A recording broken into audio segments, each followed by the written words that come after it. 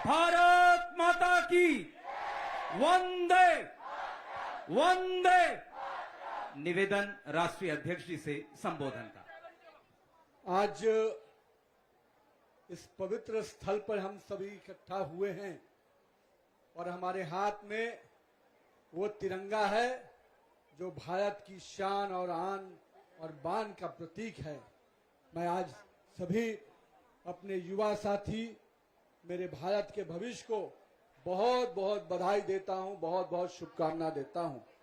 मंच पे उपस्थित दिल्ली प्रदेश की माननीय मुख्यमंत्री, जिनके नेतृत्व में लगातार दिल्ली अपने विकास के साथ साथ अपने विरासत को आगे बढ़ा रहा है, ऐसे अपने माननीय मुख्यमंत्री आदरणीय श्री रेखा गुप्ता जी, हमारे केंद्रीय मंत्री, प्रदेश भाजपा के अध्यक्ष आदरणीय हर्ष मल्होत्रा जी, दिल्ली सरकार के मंत्री, मेरे मित्र बड़े भाई आदरणीय आशीष सूद जी, दिल्ली सरकार के मंत्री आदरणीय रविंद्र इंदिराज जी, और मंच पर उपस्थित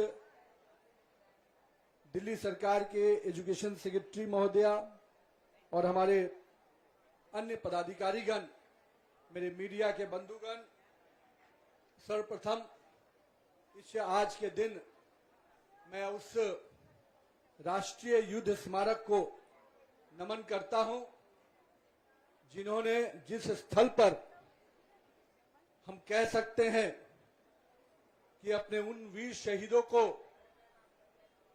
नमन करने के लिए, उनको श्रद्धांजलि देने के लिए या उनकी वीर स्मृतियों को सदैव अमर रखने के लिए 70 वर्षों की प्रतीक्षा के बाद वहां पर वो राष्ट्रीय युद्ध स्मारक बना है। कहीं न कहीं आज उस पवित्र स्थल को मैं प्रणाम करता हूं, नमन करता हूं। मित्रों, हम सबके सामने नेताजी सुभाष चंद्र बोस जी की भी प्रतिमा है, जिस प्रतिमा का ये पूरा स्थल कहीं न कहीं उस बात को याद कर रहा है कि ये प्रतिमा भारत के उस बेटे की है जिन्होंने जॉर्ज फिफ्थ को की प्रतिमा यहां पर लगी थी, और आज अपने एक वैसे शहीद की प्रतिमा है, वैसे वीर सेनानी की प्रतिमा है जो हम सबको अपने वीर सपूतों को याद कराता है, उनके कृतियों को याद कराता है। मैं आज के दिन अपने भगत सिंह जी को, बटुकेश्वर दत्त को, हम कह सकते हैं ऐसे वीर सपूतों को हम याद कर रहे हैं जिन्होंने अपने जवानी के दिनों में ही अपनी शहादत देकर इस देश के तिरंगे का सम्मान बढ़ाने का काम किया, इस देश की आजादी की लड़ाई लड़ी थी। मित्रों, आज हमारे युवा साथी यहाँ पर बड़ी संख्या में उपस्थित हुए हैं और जिस तिरंगे के साथ हम यहाँ उपस्थित हुए हैं वो तिरंगा केवल भारत का राष्ट्रीय ध्वज नहीं, भारत के 140 करोड़ नागरिकों का स्वाभिमान का प्रतीक है, उस एकता का प्रतीक है जो हम सबको इस तिरंगे के साथ बांधता है। मित्रों, ये केसरिया रंग हमारे त्याग का प्रतीक है, मध्य में जो श्वेत रंग है वो हमारे सत्य के रास्ते पर चलने का प्रतीक है, और नीचे में जो हरा है वो इस बात का प्रतीक है कि हम जमीन से जुड़कर, इस मिट्टी से जुड़कर काम करने वाले लोग हैं।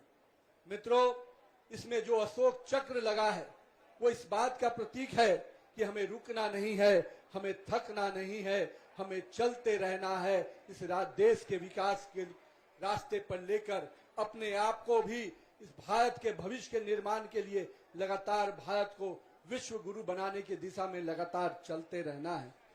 इस राष्ट्रीय ध्वज को कहीं न कहीं अपने प्रतीक, अपने सम्मान के प्रतीक, अपने स्वाभिमान के इस प्रतीक को निश्चित रूप से हम हर कदम पर लहराते हुए नजर आएंगे। मित्रों, आज के दिन मैं असम के उस कनकलता बरुआ जी को भी याद करना चाहता हूं जिन्होंने स्वाधीनता की उस लड़ाई में अपने जानों की आहुति तो दे दी पर तिरंगे को झुकने नहीं दिया।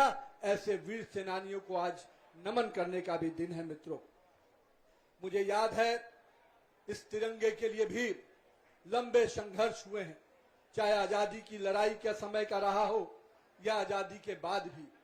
मुझे याद है 2011 में जब कश्मीर के लाल चौक पर भारत का तिरंगा लहराने में सवाल उठते थे तो भारत के करोड़ों युवाओं के दिल में दर्द होता था। पर मुझे खुशी है कि माननीय प्रधानमंत्री श्री नरेंद्र मोदी जी ने कश्मीर को उस पूरे 370 धारा से समाप्त कर आज कश्मीर में तिरंगा आन बान और शान के साथ लहराता हुआ नजर आ रहा है।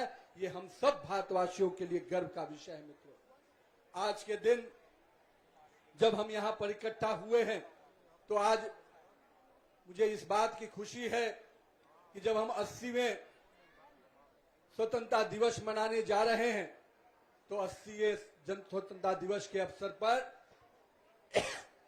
हम लोग वंदे मातरम के 150 वर्ष पूरे होने जा रहे हैं और इस वर्ष लाल किले की प्राचीर से वंदे मातरम का वो जयघोष होगा जिस जयघोष से हमारे देश को आजादी दिलाई। हमारे वीर सपूतों ने अपने जीवन की आहुति हंसते हंसते दी और कहीं न कहीं वो बलिदान के जो हमारे पुरोधा रहे उन्होंने कभी भी अपने जीवन की चिंता नहीं की, भारत के शान की चिंता की, भारत के तिरंगे की चिंता की। मित्रों, आज उसी लाल किले के प्राचीर से फिर से जब वंदे मातरम गाया जाएगा और कहीं न कहीं हम सबको विकसित भारत के संकल्प के लिए जोड़ेगा। मित्रों, मैं अपने युवा साथियों से कहता हूं मित्रों कि यह समय युवाओं का है। यह समय भारत के भविष्य को उस रूप में लेके आगे बढ़ने का है जब 2047 में भारत केवल विकसित राष्ट्र नहीं, 2047 का भारत पूरा विश्व गुरु बनेगा और पूरे विश्व की अगुवाई करेगा। मित्रों, हम सब आज यहाँ पर इकट्ठा हुए हैं। हम सबको आज तिरंगे के साथ यात्रा निकालने का मौका मिल रहा है। मैं युवा साथियों से कहूंगा 13 तारीख को 13, 14 और 15 हम 3 दिन हर घर में अपने तिरंगे के इस आह्वान को आगे बढ़ाएंगे।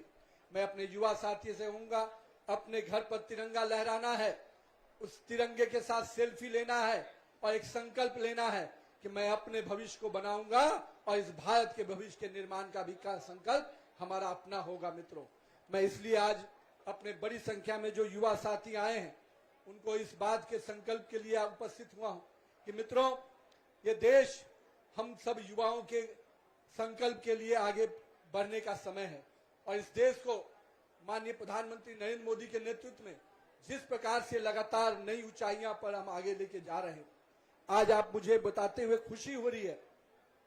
इस वर्ष सूर्य पथ तिरंगा लहराया जाएगा, यानी सूर्य की किरणें जहां जहां उगेंगी वहां वहां पूरे विश्व में तिरंगा लहराता हुआ नजर आएगा। तो ये वर्ष कहीं न कहीं पूरब से पश्चिम तक तिरंगा लहराएगा और अब तक तो सूर्य की किरणें सूर्य के इर्द गिर्द पृथ्वी चक्कर लगाती थी, आज भारत का तिरंगा भी पूरे सूर्य के परिक्रमा के साथ नजर आएगा। कहीं न कहीं ये भारत के बढ़ते प्रभाव का, भारत के उस संकल्प का परिचायक होगा। मैं इस कार्यक्रम के लिए भी माननीय प्रधानमंत्री जी को बहुत बहुत आभार व्यक्त करता हूं। मित्रों, आज के दिन मैं एक और आग्रह करने चाह रहा हूं। आइए हम सब कोई इस विकसित भारत के स्वप्न को एक साथ मिलकर, एक साथ संकल्प लेकर आगे बढ़े, क्योंकि आने वाला समय अगर भारत का है तो आप युवाओं के संकल्प के साथ ही वो सिद्ध होगा। तो आइए इस भारत को आगे बढ़ाने का स्वप्न हम सब मिलकर एक साथ देखें। मैं आज के दिन पुनः आप सबको शुभकामना देते हुए, बधाई देते हुए कि आइए अपने 80वें स्वतंत्र दिवस को जब हम मनाएंगे तो कहीं न कहीं पूरे भारत के उज्जवल भविष्य के संकल्प को आगे लेकर चलेंगे। बहुत बहुत धन्यवाद। जय हिंद, जय भारत। भारत माता की। मैं मीडिया